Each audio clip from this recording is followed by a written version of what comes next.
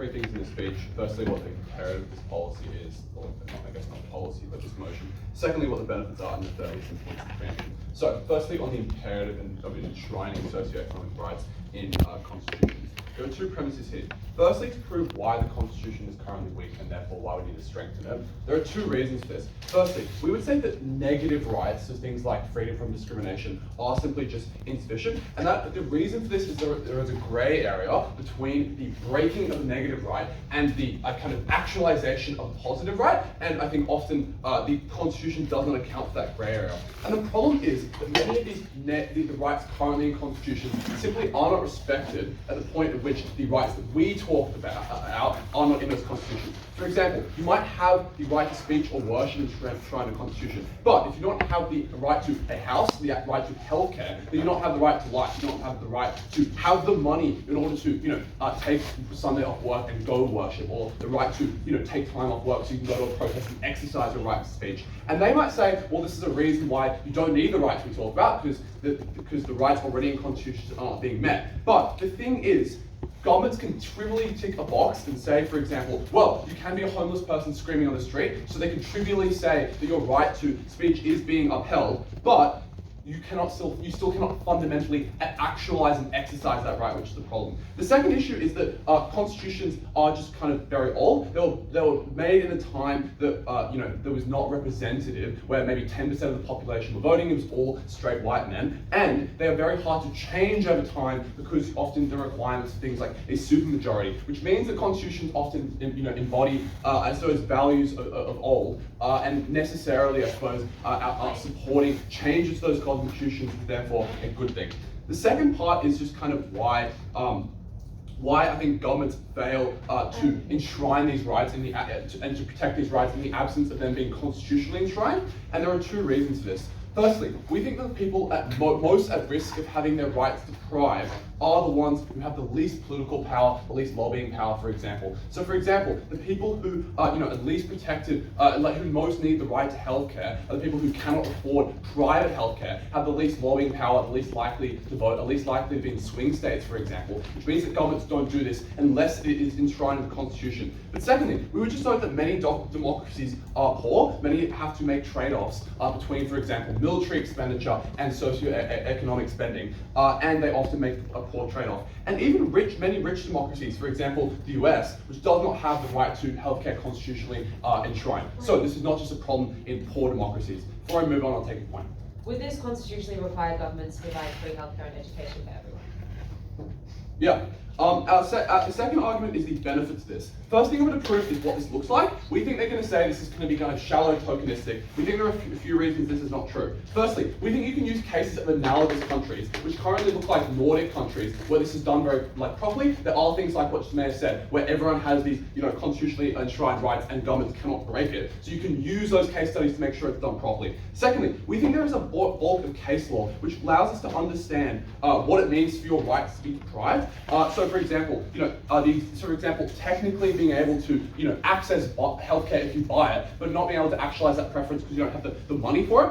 And we think, in case law, there are no other rights where where you can be barred by economic access. So, for example, the right to speech or whatever, which means that we don't think it's going to be tokenistic. We don't think it's going to be shallow. The third thing.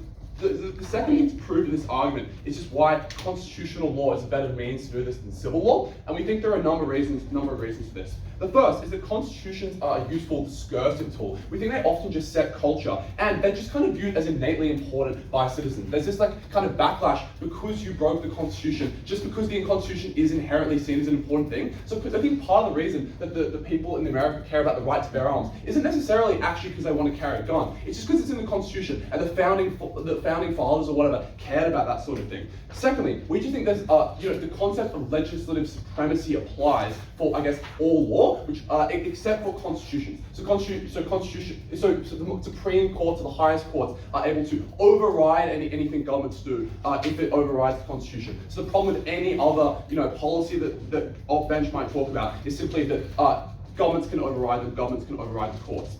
Thirdly, we think that civil law has been watered down by corporations who want to minimize their liability. So for example, if you want to sue for polluting a river, you need to prove negligence, which is very hard to prove because you need to prove things like duty. Then you need to prove breach of duty. And corporations, through the bulk of these suits and the way that is defended against these suits, have made this a very high bar. But we think the comparative is even corporations and even right-wing people have an incentive to uphold the Constitution, because I suppose undermining one part of that Constitution means undermining other parts as well. So if the right cares about the right to bear arms, corporations care about freedom of association, which means that it's in everyone's interest to not water down and protect the Constitution. But fourthly, we think that even lawsuits look bad because damaging or breaching the Constitution is considered tantamount to treachery, which means that even the threat of litigation and the image, and the way that hurts the government's image is incredibly bad. The impacts of this are enormous. You are more likely to grant the most important rights in society. Even if you think this is a marginal increase, it is enormously, enormously good. Firstly, healthcare protects your right to life, your right to breathe, your right to access every other right in society. Secondly, the right to education it influences your class mobility, your ability to rise up, your ability to make a better life for yourself. And thirdly, your right to the environment promotes Indigenous people's connections to land, but also the sustainability of future generations. So even if the op-bench want to run that maybe free education or free healthcare has some harms, we just think these are the most important things in the debate, most important things for society. Finally, there's some preemption. We think they might say, well, these rights can be used to empower corporations. We would say two things. Firstly, corporations already have their rights to enshrine. The right to profit is the most fundamental right within every Western country. Does not need to be enshrined anymore for corporations to abuse this. But secondly, we think under the status quo, they already exploit civil courts, as I've already described. We think the other thing we want to preempt is just this idea that there might be lots of lawsuits, that countries might go bankrupt in the pursuit of kind of having to uphold all these rights. We would say two things. Firstly, we think this concedes that they actually will be found legally liable, which is a benefit. But secondly, to protect socio-economic rights, they'll have to cut from things like corporate welfare or the military, because this is the main area of government expenditure. Obviously, this is an incredibly good thing, because those things do not make countries rich in the long term. They do not help the most poor and vulnerable people in society who ought govern.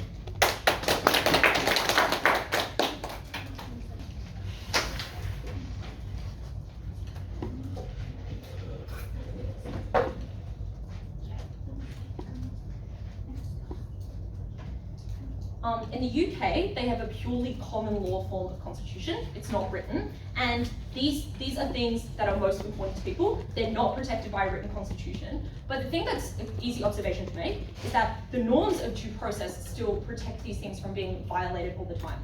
Obviously, common law still does good stuff and can often have really strong normative effects, but lucky for us, it doesn't cost a fuck ton, nor make the government look silly when they're bad at enforcing it. Setup, then why this leads to bad material outcomes, then why this undermines constitutional legitimacy. Just a really quick point of setup, I think the counterfactual we support is enshrining these sorts of things in common law like the Parliament passes.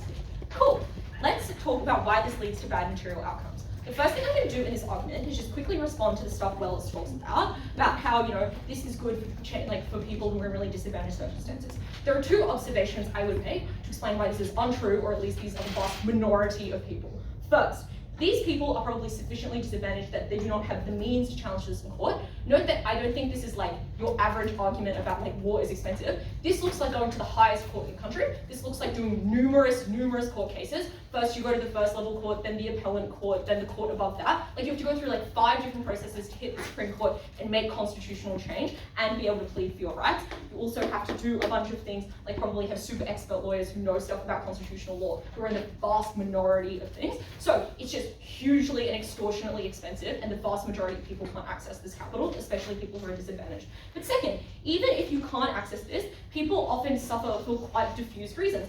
For instance, the rights we're talking about today are probably things like the right to have housing, and why does your landlord necessarily have, why do they have to fulfill your right to housing as opposed to someone else? Why can't the government do that? There are often a bunch of nebulous claims that lead to a bunch of diffused reasons for why people suffer, which means it's really hard to litigate in court, which means it's relatively unlikely you can do things like class actions or actually have successful appellate cases. Cool. Let's move on then to why this is likely to be used in perverse ways by majoritarian groups.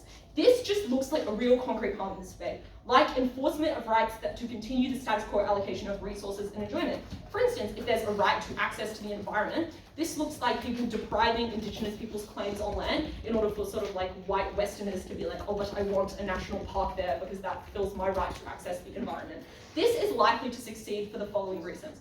First, these sets of things that sort of like privileged groups argue for are likely to be quantifiable and provable within the existing set of laws. Like these are disproportionately the people who set up the laws in the first place, so it's likely to be enshrined in a bunch of other forms of constitutional interpretation that judges are educated upon when they go into law school. It's also likely to have the most rich precedent about it and affirm that. But second, constitutions are often swayed towards the victors because a great majority of the time they're formed after conflict. Like the example I give is lots of emerging constitutions, like the South African Constitution that was created after apartheid, or the Colombian Constitution that has been rewritten after there have been a bunch of domestic challenges, or the Vanuatuan Constitution that was created after domestic challenges there, have all been created in post-conflict eras where the victors are the people writing the constitution in the first place, which means they have the capacity to enshrine a bunch of things which ensure their success in the future and make sure that constitutional challenges for minority groups fail. But thirdly, I think often constitutional change or challenges to them are just done by referendum, and by definition, a referendum asks for a majority of people in a majority of states in Australia, and similar rules apply elsewhere in the world. By definition, the privileged majority is likely to win on that basis. Why is this bad? I think there are three reasons. First, it adds a legal tool to the arsenal of a number of bad actors. Like I would say the majority just often does not act in the interest of the most vulnerable people in society. They often do it in relatively bad ways.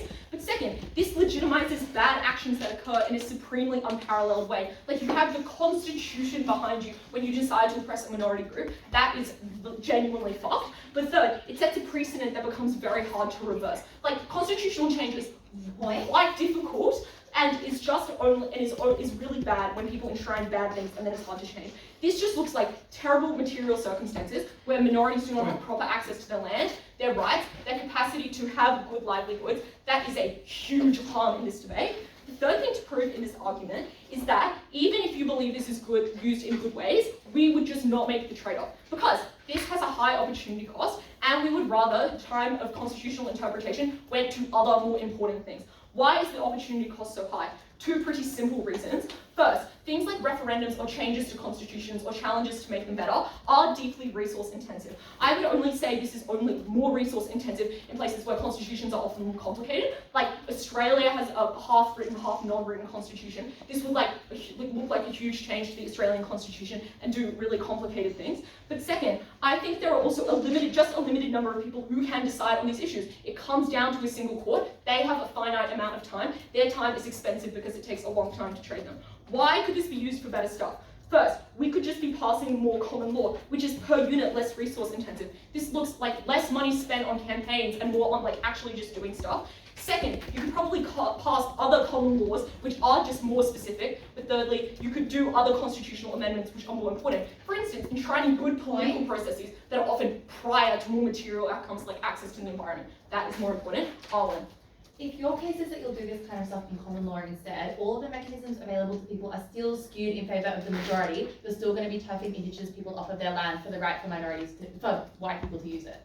Fair enough. I think the difference is twofold. First, that you have a unique form of legitimacy or legal backing when you do it through a constitutional lens. It's hard, for all the reasons Ellis describes, it's much harder to be like, oh no, I want to fucking challenge the constitution. That's a lot harder to do, so it's more legitimate when you do discriminatory things and harder to reverse it. But second, I think it's uniquely hard to access legal capital at the highest level, as I explained earlier.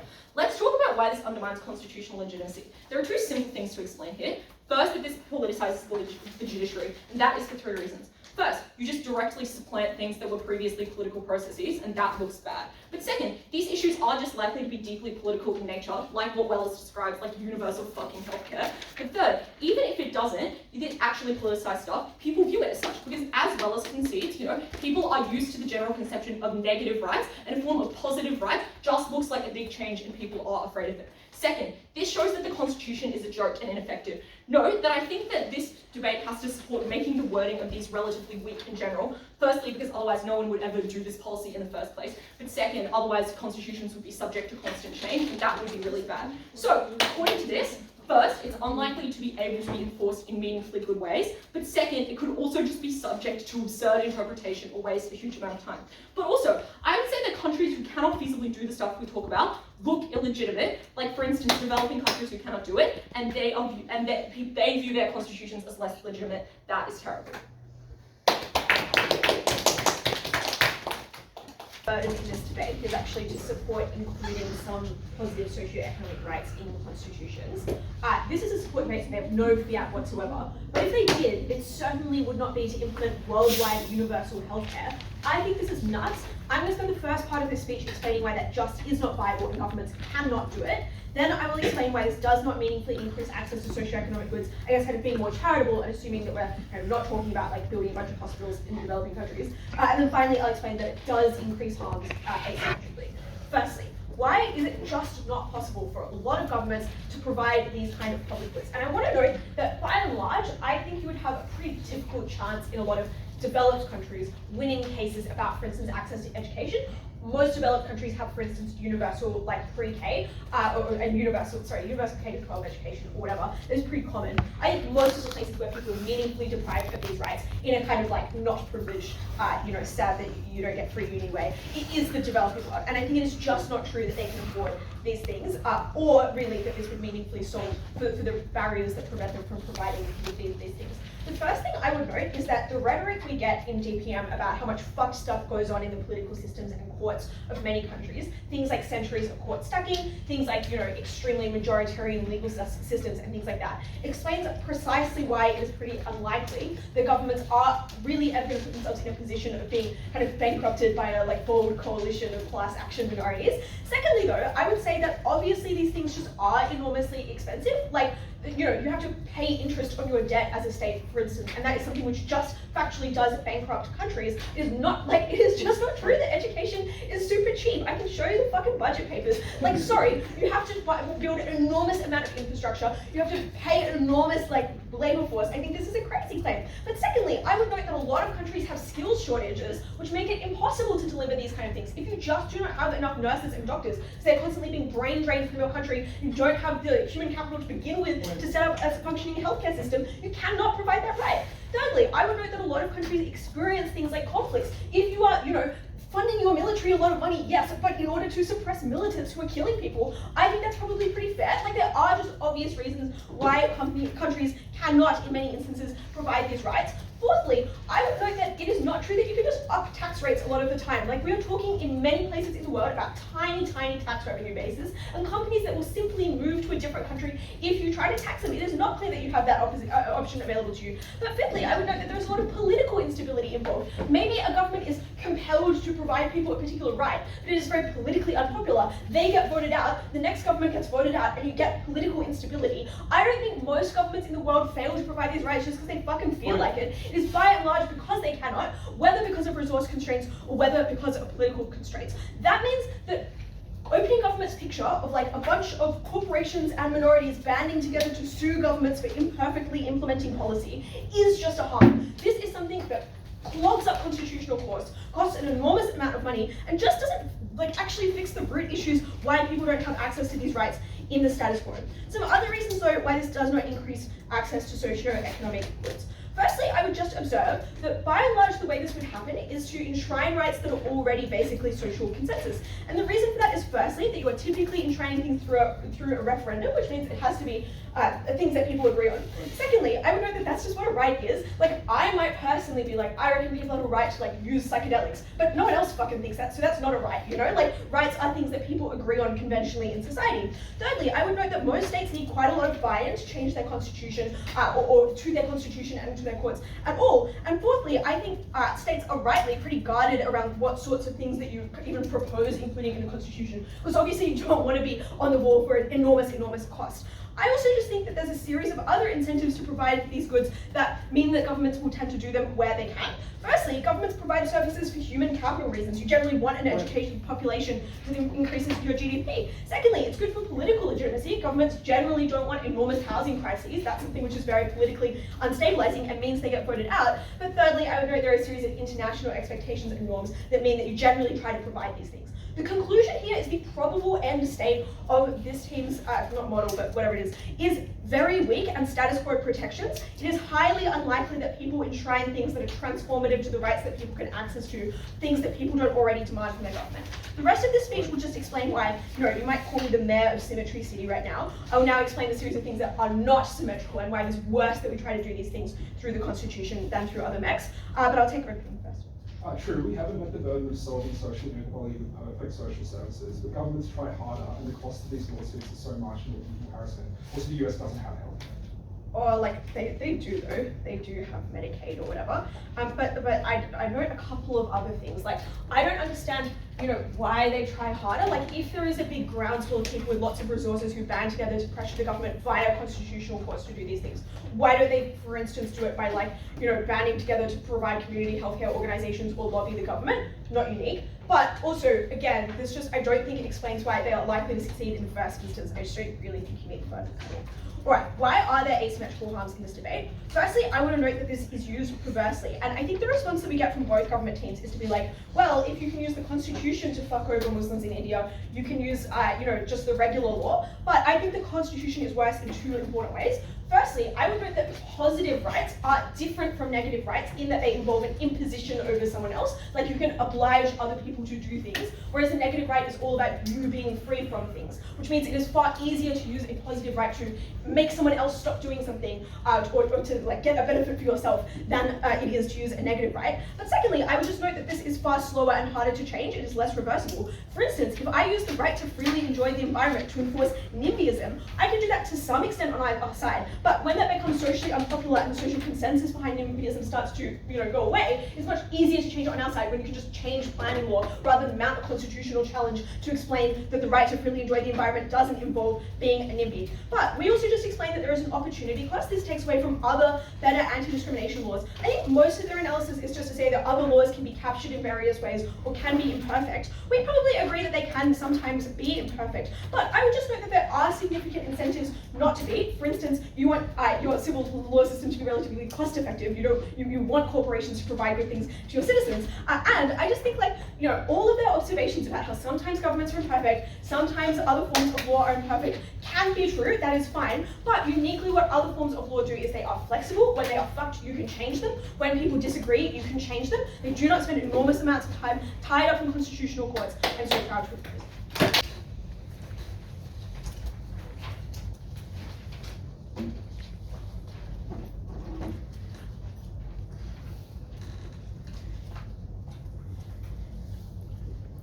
The extension from quizzing government will be in two parts. We'll endeavour to explain why governments are actually able to achieve positive progress for society in two ways. First of all, why this enforces a normative shift that is beneficial for the way that political discourse happens. And second of all, why these laws, when they get to the courts, are interpreted in ways that result in gradual changes, eventually unlocking the burden that opening government says. Because what's happened in this debate so far is opening government, if this debate was about whether there is an imperative for governments to do more on these questions or whether governments should aim to enforce these positive rights, is absolutely ahead, right? They do a great job of explaining that. But then they set themselves up as only winning if they can prove that governments will get universal healthcare in all of these instances. And that's a burden I don't think they necessarily need. That's how opening opposition attacks their case, which is why what closing government will endeavour to do is explain why these laws allow for gradual shifts in the way that things are legislated or laws are written in the common law system that opening opposition wants to talk so much about, eventually achieving the widespread change that opening government wants to discuss. Let's explain how we do that. The first thing I'll explain is why this results in a normative and discursive shift that I actually think is quite meaningful for this debate. I don't think that it's just some really airy way people discuss it a bit more.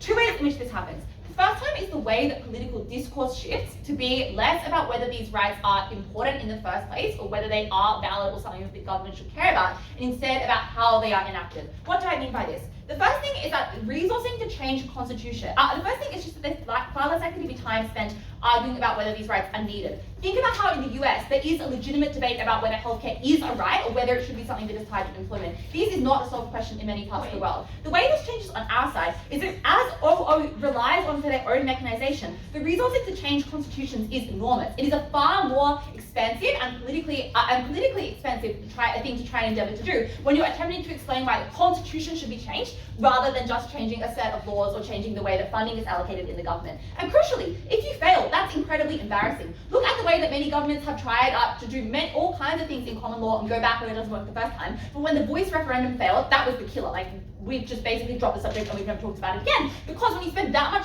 time and money and political capital which you spent talking about it and it fails, that is incredibly embarrassing. Which explains why governments and political parties are going to be far less likely to want to challenge these kind of things in the first place. And that means that political discourse must move away from whether these rights are important in the first place to a question where you're asking, how do we best enforce them? Secondly, because it now seems incredibly unpatriotic to be the party of repealing the Constitution, that is not a tagline that anyone wants to get, and you'd have to be chipping away at the Constitution rather than adding to it to get to the problems that opening opposition says. But third of all, because these changes are inherently viewed by people with more skepticism, people are much more conscious of a government or a political party saying, we want to make this change to the Constitution, especially when it's worded as a change that's like, we want to make this change to the Constitution so you no longer have access to free healthcare. Like, in what world is that a winning political line? Which explains why the types of political discourse that occurs in this situation is different, and I'll unpack that in a second.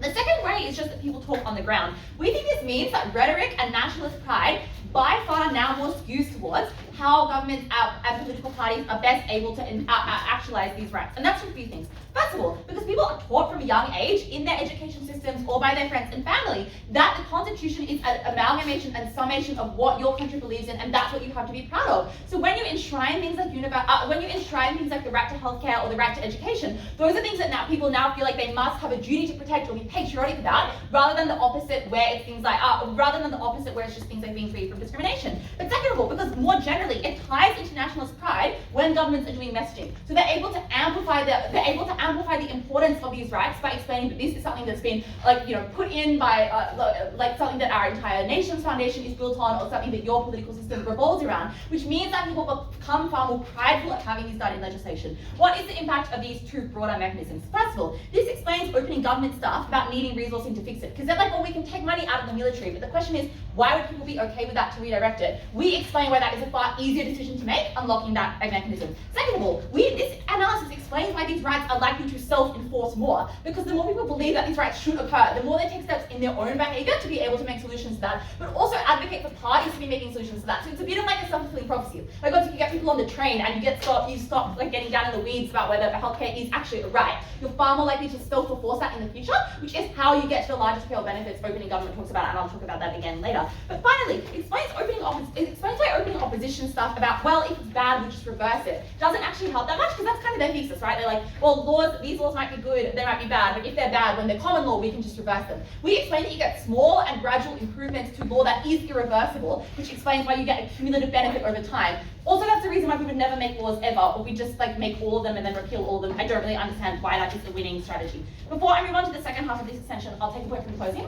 Why does everyone internalize the Constitution? People in the US, for example, can disagree with gun rights even though they're enshrined.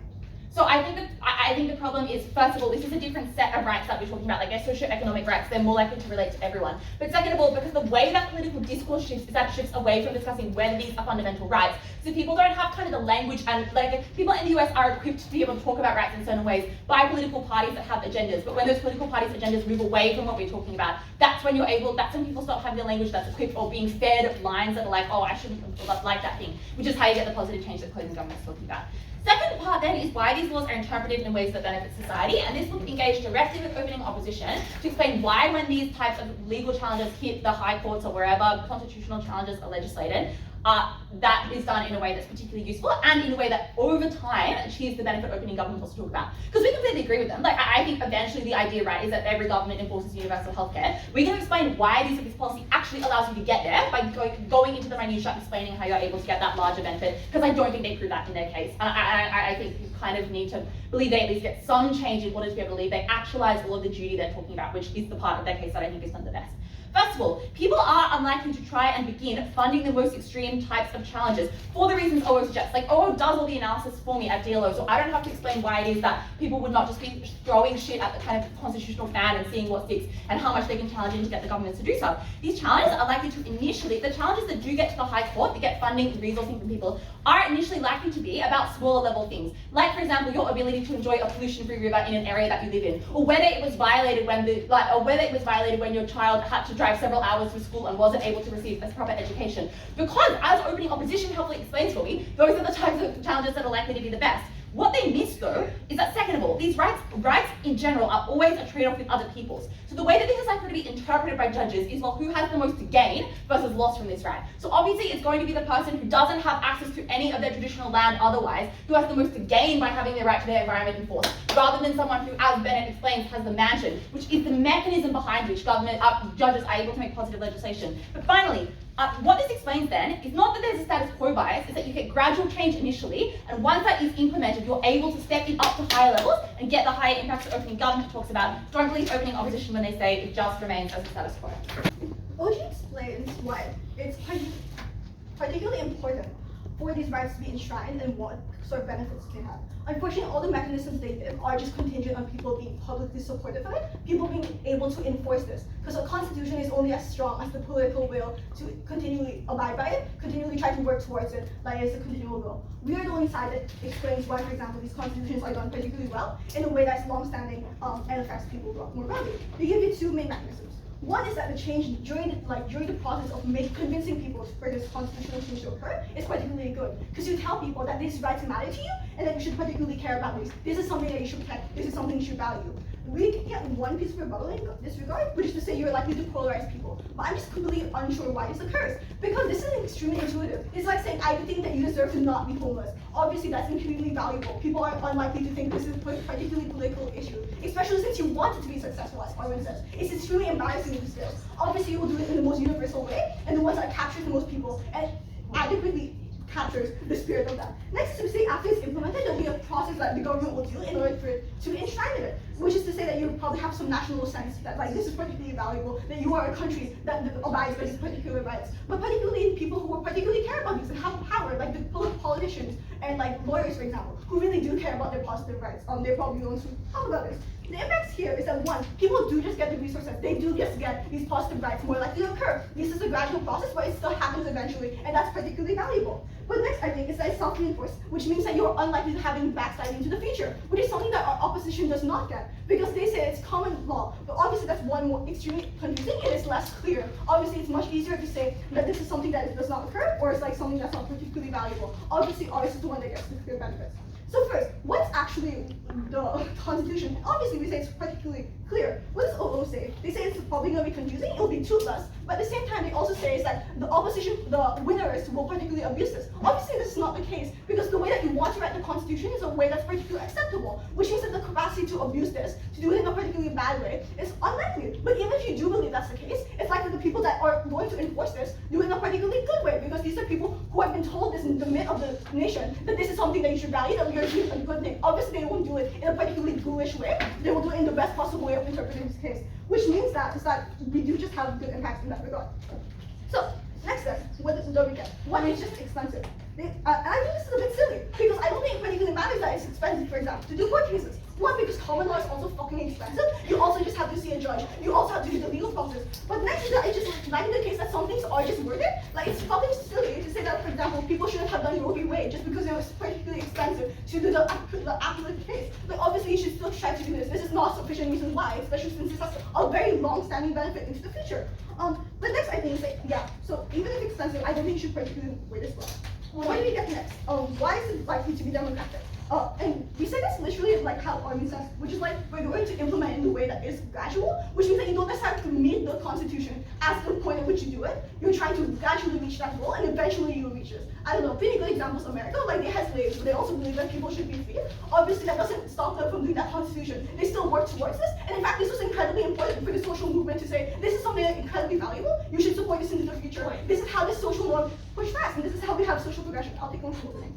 Yeah, Isobel explains that constitutions are really important for protecting democratic processes. Given your bench identifies big ideological barriers and we show material barriers to enforcing these rights, doesn't doing so incentivize governments to undermine the Constitution, for example, by stacking courts? First thing is that pretty symmetric to common law. In fact, it's much easier to undermine common law compared to the Constitution because it's just much more ambiguous what common law refers to. It's usually referring to a specific case that happens, whereas Constitution is likely in a very vague, very universal way that's done in the best way possible. So it's pretty unclear in that way. But next is that we do explain why enforcement is likely to occur because you just make people believe that this is vital to your country, that you are a country that doesn't allow people to die of not being able to afford healthcare. This is a country that believes you shouldn't die just because you don't have a roof over your head. This is something that is striking to your values. Obviously, that's not something you should let go. This is why it will be reinforced continually. So yeah. Next then is why it's particularly democratic and why it will be done in the worst ways which CO is trying to claim. One is just that just because you believe a right occurs doesn't mean that you have to have a specific way the right is enshrined, which is to say we're not enshrining the law, we're explaining what the law should how it go towards, if that makes sense. So basically, you should believe that healthcare is a right. That doesn't necessarily mean that the Constitution says that healthcare has to be completely free and provided by the government. It means that it's a goal that you should eventually reach. It's something that you should strive towards. So obviously that's not the case. But next is that it doesn't really stop political process. Because obviously this introduces voters to why they should value this particular thing. But they are still capable of doing some sort of trade-off evaluation. Politicians still have the capacity to explain why this trade-off is not worth it or why it might violate a different right. Obviously that's not excluded within the debate, but I think what's particularly valuable is that voters actually do know that these things are particularly valuable and that they are able to vote on these things, which just gives them more democratic choice. Because obviously you control the political agenda, people are more likely to care about these things. These things are actually incredibly popular, people are very willing to support them. The problem is that you're continually told that it's not valuable. At the point at which you continue to educate people, that you can try into the cultural mythology, that is when you can actually get these really efficient policies on the way. Yeah. Can I have POI anywhere? Yeah, sure. Yeah. Australians feel very patriotic about Medicare, yet it is not enshrined in our Constitution. Clearly, discourse precedes the enshrinement of rights in the Constitution, not the other way around. Clearly that's a good thing for us then, because the enshrinement of Constitution necessitates this discourse, which can occur even if the Constitution is not passed. Which means that regardless, we do get the benefit, but in the case that we do get the Constitution, it's even stronger, it's more likely to be enshrined. Which I guess next is why, even when the Constitution you think is particularly weak, it's still particularly valuable. And this is just the case that it's very difficult to backslide in this regard. Because people say that, this is incredibly popular, but obviously people's perceptions of what is valuable or not can change from time to time. I don't know, see America, they're pretty fucking terrible guys. Which is to say, is that once you enshrine it, this becomes a cultural norm, you're less likely to support things that are particularly bullish, ones that will actually harm people in a significant way. So even if you don't believe that we'll get all the good rights, we at least have the benefit of not backsliding further. And obviously it's extremely important to protect people further. It's not just that we save additional people, it's that people who would have died if you take away, patriarchy, for example, they obviously would be able to access that. That's incredibly valuable. That is something that we should protect, especially since when it is normative in discourse, even when a lot of political is trying to do that, there's more ability to influence governments, obviously. So when you get at the end of this, one, we explain why these constitutions are likely to be long-standing, done in a particularly good way, and why, for example, this will just lead to good policy. All clear now. Okay, thanks everyone for a great debate. We both broadly enjoyed it and thought it was a very high quality debate. I'll give one brief piece of general feedback and then I'll answer the call and then I'll explain how I came to it. It's a very nitpicky piece of feedback because I thought it was a very good debate. But I think a lot more specifics of what these legal cases would have looked like, what arguments would have been made by either side in the court and how judges would have gone about interpreting that would have been very useful. I think the best example of how this could have been done better is my question that I have with many arguments made in this debate is, I think that most constitutional courts can strike down legislation, and therefore when legislation did something that took away one of these positive rights, you could challenge it. But my confusion would be what would happen in this debate when the governments didn't have policy on a particular issue, say they weren't doing enough in their education policy. And in that instance, if you challenged it on a constitutional ground, how would that process work, given these courts can't make legislation? I think those sorts of dynamics I think would have been useful responsively and in making teams' arguments and potentially also for extensions. In terms of the call, we came to a unanimous decision. We thought this was a long diagonal, with the first going to closing opposition, the first going to opening government, the third going to opening opposition, and unfortunately the fourth going to closing government. I'll go in chronological order to explain how I came to this decision. Essentially, what we believe from opening government at the end of the debate is that governments will do more to protect these positive rights, specifically that there's a group of people who really have these rights not upheld to a very large extent at all right now, and that governments are more likely to implement policy that benefit them or are less likely to implement policy that hurt them, and that's something that's extremely important.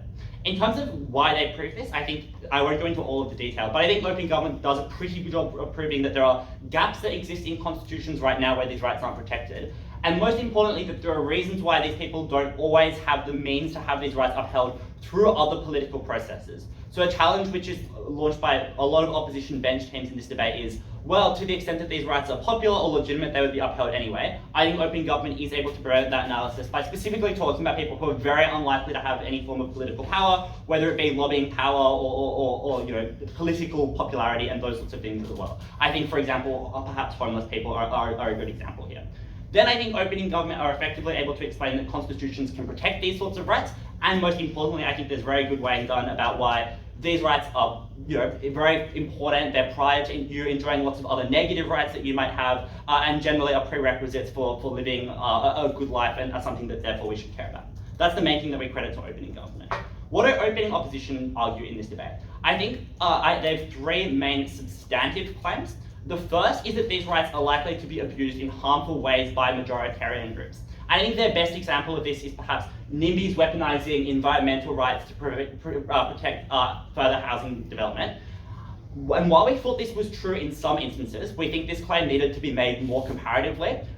Specifically, if their claim is about majoritarian groups, I think more analysis needed to be done for why majoritarian groups are benefited through constitutional lawmaking as opposed to regular lawmaking. And in the opening half clash specifically, I think that's something that OG are able to ping over on pretty effectively by explaining that most of opening opposition's examples and analysis would also apply to other forms of lawmaking, specifically through regular legislation, and I think perhaps more so. I think opening government's analysis, which explains that people who otherwise don't have political power might be able to access this particular mechanism through things like crowdfunding or only needing one of these law cases or many people having this interest, explains that actually I think it's potentially regular lawmaking that is more likely to benefit majorities or powerful people compared to constitutional lawmaking. So I believe it could happen in some instances, like the example I already mentioned, but I think it needed to be made more comparative.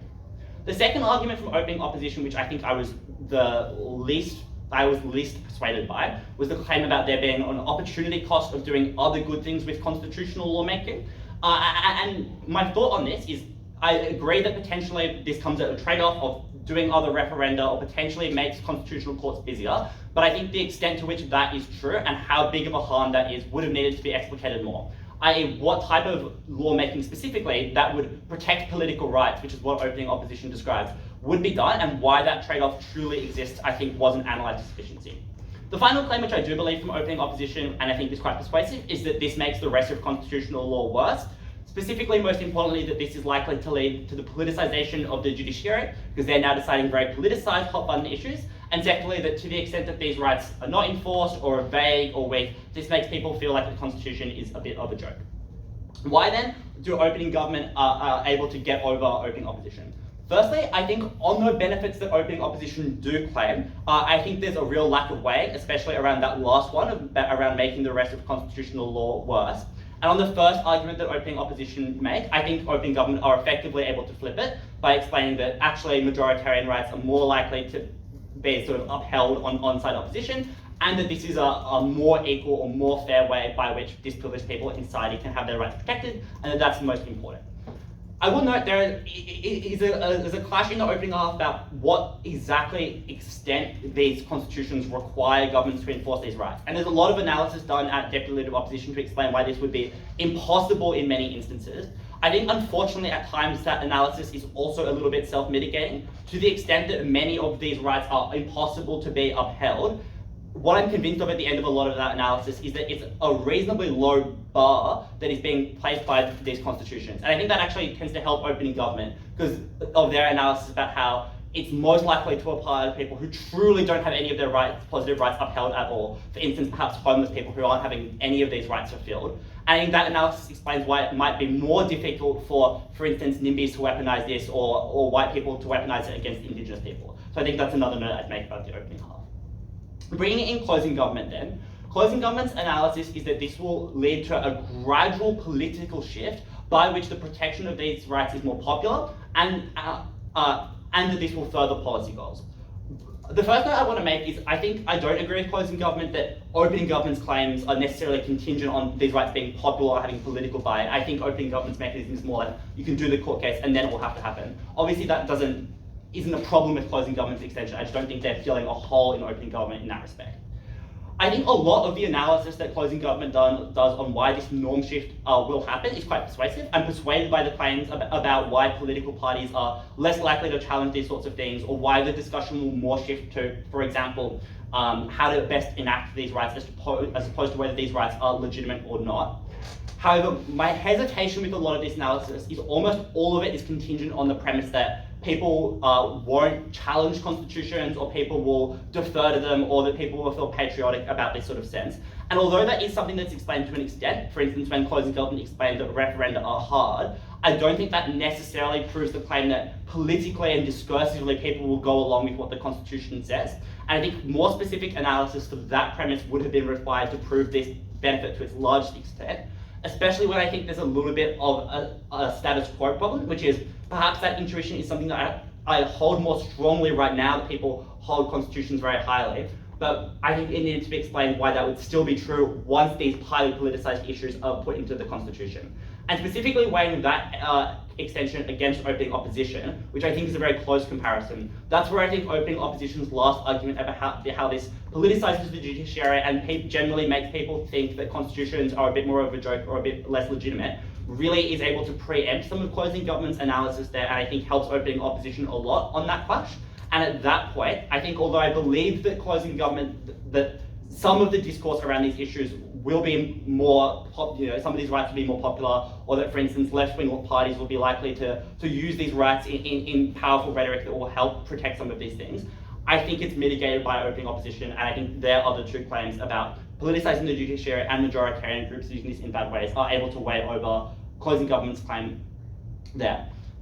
In terms of the government bench comparison, I think the analysis I already gave earlier applies, which is to the extent that I think closing government do prove there's a slight political shift towards these rights being broadly more popular, or perhaps people going into bat for these rights and scrutinizing them more. I think that's perhaps a less direct way of achieving the benefit, which I'm more certain of it happens at opening government, which I think is a simpler mechanism of some people aren't having these rights upheld, they can sue. I think that directly proves that a very disprivileged group of people get a benefit, whereas I think closing government, I have a few more questions about the links to which that outcome occurs. Bringing in closing opposition finally into this debate, they have two extensions, both of which I think are persuasive, but I think the most important one is the explanation that these rights aren't something we should inherently care about and that this is undemocratic.